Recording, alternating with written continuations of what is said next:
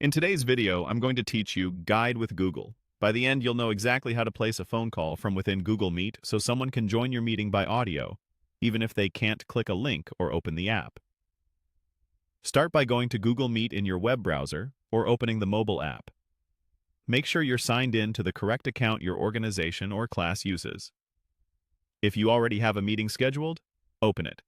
Otherwise, you can start a new meeting so you're inside the Meet interface where the calling tools are available. A stable internet connection and a working microphone and speaker will help you hear the person you're calling clearly once they join. Next, click your profile icon in the top right to open the menu with meeting options. This area gives you quick access to settings and the tools you need to bring people in. From that menu, select Add People. This tells Meet you want to bring someone into the session right now, rather than just sending an invite for later. When the Add People panel opens, choose Call.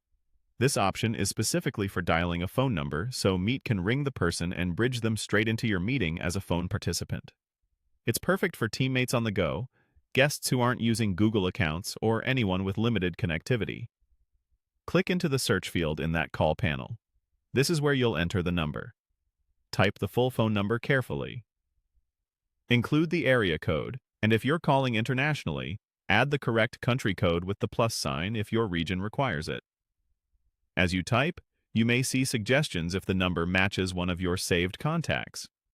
You can select a suggestion or continue typing the full number.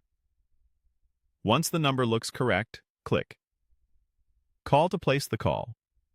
Google Meet will dial the number, and when the person answers, it will announce the meeting and connect them so everyone can hear each other.